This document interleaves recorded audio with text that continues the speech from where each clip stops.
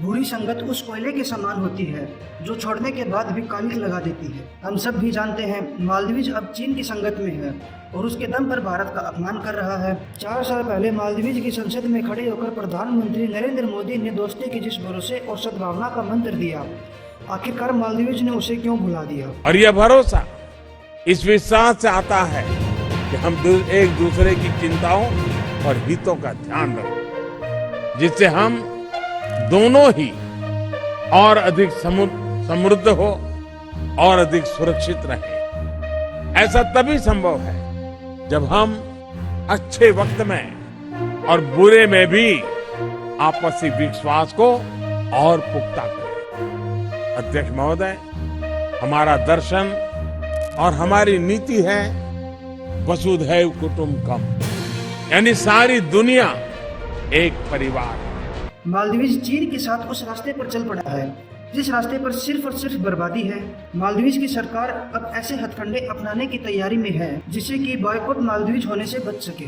साल 2019 में दोबारा प्रधानमंत्री बनने के बाद नरेंद्र मोदी ने जिस देश को अपने पहले दौरे के लिए चुना वो देश मालदीव्स ही था, लेकिन करीब 5 साल बाद मालदीव्स ने चीन में जाकर अपने इरादे जता दिए हैं और अब उस रास्ते पर चल पड़ा है जिस रास्ते पर सिर्फ और सिर्फ बर्बादी है। कौन भूल सकता है श्रीलंका की इन तस्वीरों को? कौन भूल सकता है श्रीलंका की बेबसी को? ये चीन ही था जिसने श्रीलंका के हाथ में कटोरा थमाया और हालात बद से बदतर होते चले गए। लेकिन इस बार अब मालदीव्स की बारी है।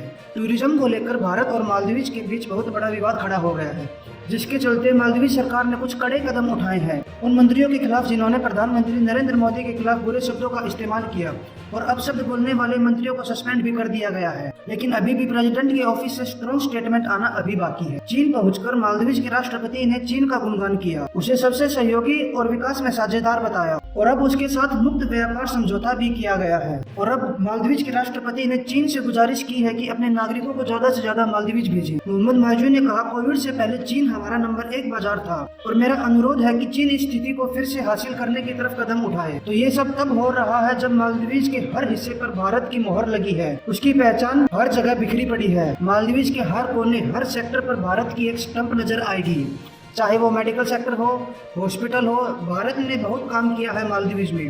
भारत और मालदीव्स के जो रिश्ते हैं, कहीं न कहीं आपने उसमें उतार चढ़ाव जरूर देखा होगा। यहाँ तक कि मालदीव्स ने ये भी कह दिया था कि यहाँ से निकल जाओ। लेकिन चाहे वो मेडिकल सेक्टर हो, डॉक्टर हो, नर्सिस हो या वर्कर्स हो, ये सब भारतीय हैं। ऐसे में मालदीव्स ऐसा कहने की सोच भी कैसे सकता है? और अगर यहाँ से भारत और भारतीय को हटा दिया जाए, मालदीवी कॉलोनी में ज्यादा कुछ बचेगा नहीं।